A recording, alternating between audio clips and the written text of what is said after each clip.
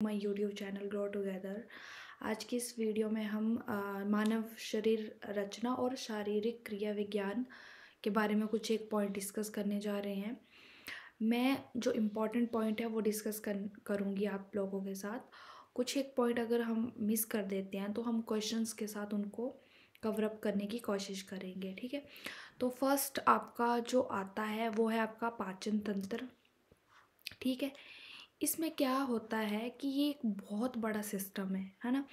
तो इस सिस्टम में क्या होता है कि हम कुछ भी जो हम खाना खाते हैं, भोजन करते हैं, वो छोटे छोटे क्या है कणों में क्या करता है, उसको तोड़कर एक एनर्जी में क्या करता है, डिलीवर करता है।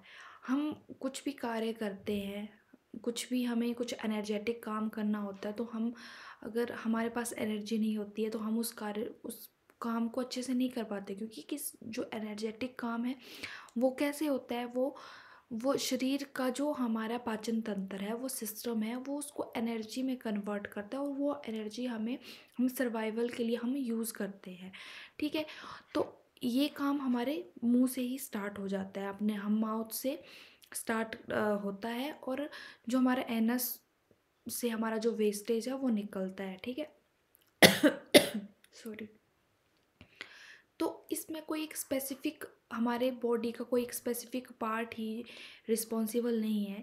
इसमें हमारा जो वर्क है वो हमारे माउथ से स्टार्ट हो जाता है। ये नहीं कि हमारा स्टमक जो है सिर्फ वही क्या है रिस्पॉन्सिबल है, नहीं। स्टमक ठीक है, हमारे और भी ऑर्गन हैं जो हेल्पफुल होते हैं हमारे डाइजेस्टिव सिस्टम के लिए, बट जो हमारे बहुत से ऐसे हमारे शरीर के अंग हैं जो मिलकर ये कार्यों को पूरा करते हैं। इस प्रोसीजर को पूरा करने के लिए बहुत से हमारे बॉडी पार्ट यूज़ होते हैं। अब आता है कि मुख्य भाग कौन कौन से हैं, ठीक है। ये दो पार्ट में डिवाइड हुआ है। एक तो ये है कि फर्स्ट आ जाता है हमारे पास जो एलिमेंट्री कैनल है, वो हमें ये बताता है कि एग्जैक्टली रास्ता क्या रहने वाला है, ठीक है। कौन सा प्रोसेस कहाँ जाएगा, उसके बाद कहाँ, जैसे हम हमारी फूड मुंह से हमें पता है कि वो फूड पाइप के थ्रू जाएगा, फिर वो स्टमक में पहुँचेगा, तो वो हमें एक डायरेक्शन प्रोवाइड करता है, ठीक है। जो डायरेक्शन होती है वो एलिमेंट्री कैनल के थ्रू होता है। और फिर आता है हमारे हमारे पास सहायक अंग, ठीक है, जो एसेसरी ऑर्गन्स हैं, जो एग्जैक्टली भोजन को पचाने में मदद करते हैं, ठीक है। जो फूड को तोड़ते हैं, है ना, उसको डाइजेस्ट करेंगे, हम किस टाइप का भोजन ग्रहण कर रहे हैं, उस भोजन को किस तरीके से डाइजेस्ट कौन सा ऑर्गन कैसे करेगा, है ना। तो वो एग्जैक्टली जो डाइजेशन का काम है, डाइजेस्टिव का जो काम है, वो ऑर्गन्स करते हैं, जो वो सहायक अंग करते हैं। जो हमें एक डायरेक्शन देते हैं वो हमारा एलिमेंट्री कैनल है। अब आ जाता है कि वो मुख्य अंग कौन कौन से हैं, या मुख्य ऑर्गन्स कौन कौन से हैं। मैंने आपको पहले ही बताया, जो हम भोजन को चबाने का जो काम है वो हमारा माउथ से स्टार्ट हो जाता है, ठीक है। उसमें हमारी जीभ, है ना, जीभ होती है, वो क्या करती है, वो खाने को चबाने में हेल्प करती है। और जो हमें टेस्ट, है ना, कोई चीज़ खट्टी है, मीठी है, नमकीन, वो टेस्ट भी हमें अपने जीभ से ही मिलता है ना। तो हमारा मुंह से ये काम स्टार्ट हो जाता है, खाने को डिवाइड करना। फिर आ जाता है हमारे पास सलाइवा। आपने देखा होगा कि हमारे मुंह में एक लार जैसी रहती है, ठीक है। वो लार का क्या काम होता है, हमारा जो स्टार्च मौजूद होता है खाने में, उस स्टार्च को तोड़कर, ठीक है, तोड़कर ग्लूकोज में क्या करती है, कन्वर्ट करती है। तो वो किसका काम होता है, वो उस जो लार जो सलाइवा है वो उसका काम करती है। और आपने देखा होगा जब हम खाना खाते हैं तो हमें उस खाने को चबाते टाइम मीठा जैसा फील होता है, तो वो सलाइवे का ही क्या है, कारण है, जिसमें एंजाइम होता है, और वो एंजाइम क्या करता है, स्टार्च को तोड़ने में मदद करता है, ठीक है। फिर आ जाता है आपके पास ग्रसनी, ठीक है, जो क्या करती है, भोजन को अन्नाल तक ले जाने का मार्ग, ठीक है, हमारे माउथ से भोजन फूड पाइप तक कैसे पहुंचता है, वो इसका काम है, ठीक है। फिर अन्ननाल से क्या होता है कि वो भोजन पेट तक कैसे पहुंचेगा, वो काम किसका है, इसका है, ठीक है। फिर आता है स्टमक, जो कि बहुत इम्पॉर्टेंट काम करता है, जो गैस्ट्रिक जूस, HCl और एंजाइम की मदद से प्रोटीन का पाचन होता है, ठीक है। हमारा जो गैस्ट्रिक जूस है वो प्रोटीन या वसा जो होती है उसको जो प्रोटीन है उसको पचाने में मदद करता है, जो HCl एंजाइम है, HCl और एंजाइम है। ये कुछ हार्मफुल ऐसा खाना खाते हैं, ठीक है, तो उसको उसको बाहर निकालने का काम किसका HCl का है, ठीक है। कुछ हम जहरीली चीज़ें खाते हैं, सॉरी नहीं, जैसे फॉर एग्जांपल हमारे खाने में जो बैक्टीरिया है, ठीक है, जो बैक्टीरिया को जो रोकता है, बैक्टीरिया को जो डिस्ट्रॉय करता है वो HCl है, ठीक है। जो हमारे अब जैसे नॉर्मली हम खाना खाते हैं तो ऑब्वियस सी बात है उसमें कुछ ना कुछ बैक्टीरियाज रहते हैं, है ना। तो उस बैक्टीरिया के लिए कौन कौन काम करता है, उस बैक्टीरिया के लिए HCl काम करता है, जो कि उन बैक्टीरिया को डिस्ट्रॉय करके हमें हमें हमें गुड फूड एक प्रोवाइड करता है, ठीक है, जो हमारे शरीर के लिए इम्पोर्टेंट है, ठीक है। फिर आ जाती है छोटी आंत। छोटी आंत का क्या काम है कि छोटी आंत और जो हमारा लीवर है, ठीक है, लीवर और छोटी आंत साथ में काम करते हैं। छोटी आंत जो भी हमारा डाइजेशन का जो भी पूरा का पूरा प्रोसेस है वो छोटी आंत के थ्रू होता है। बड़ी आंत का सिर्फ और सिर्फ यही काम है कि वो पानी को अवशोषण करती, पानी को एब्जॉर्व करती है, और हमारा जो वेस्ट मटेरियल है, हमारा जो वेस्टेज है हमारा डाइजेस्टिव सिस्टम का, उसको बाहर निकालने में सिर्फ बड़ी आंत का क्या है, रोल है।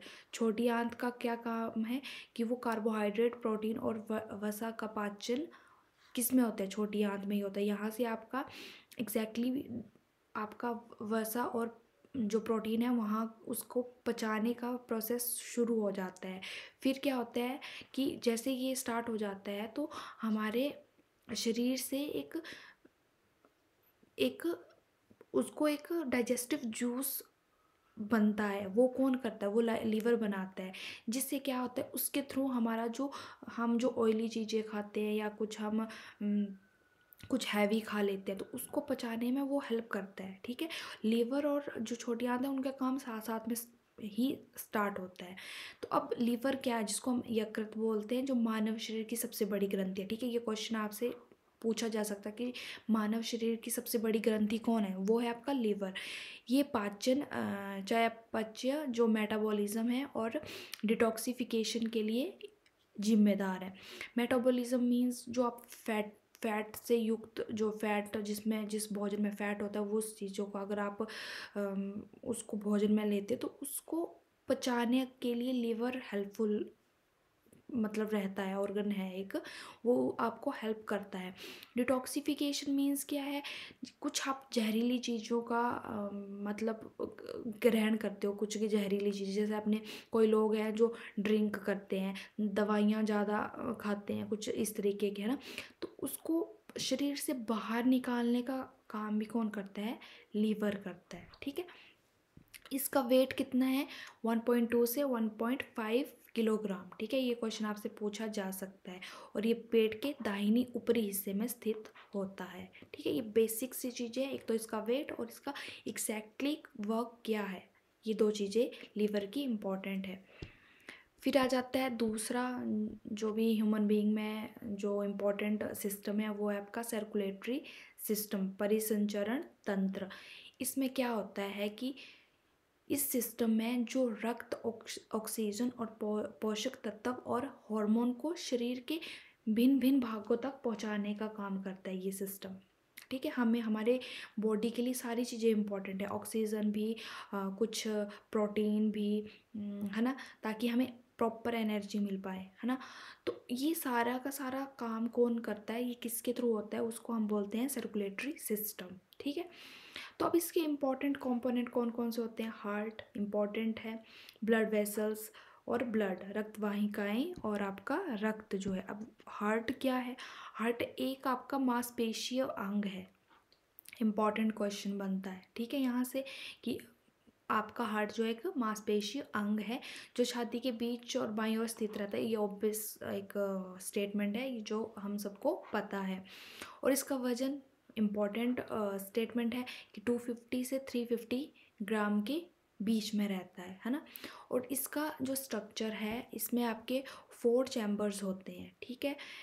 दो आपके एट्रियम होते हैं राइट और लेफ्ट, और दो आपके वेंट्रिकल होते हैं राइट और लेफ्ट। ठीक है, ये बेसिक है, आपको इतना डिटेल में जाने की ज़रूरत नहीं है कि कौन इनके क्या क्या फंक्शनैलिटी है इन चैम्बर्स की, है ना।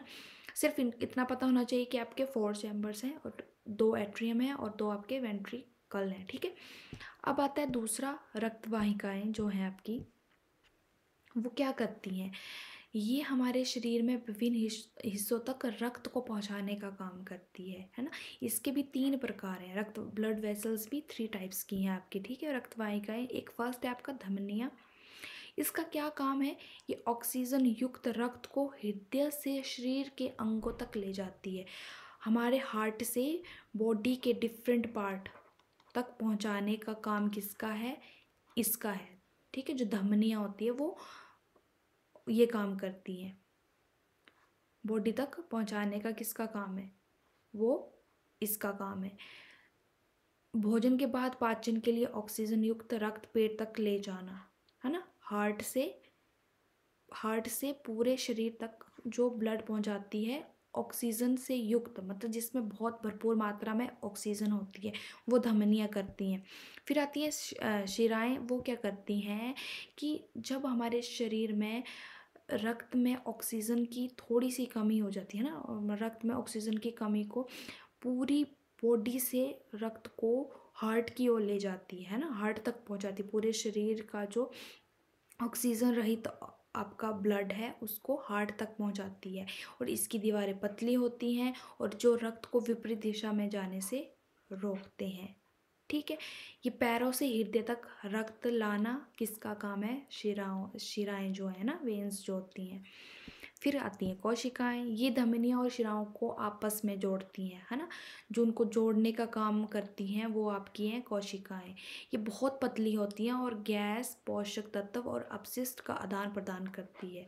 फेफड़ों में ऑक्सीजन और कार्बन डाइऑक्साइड का आदान प्रदान भी इसी के कारण होता है। ठीक है, फिर आता है आपके पास ब्लड का क्या काम होता है। ये विभिन्न हिस्सों में ऑक्सीजन, पोषक तत्व और हार्मोन पहुंचाने का कार्य करता है।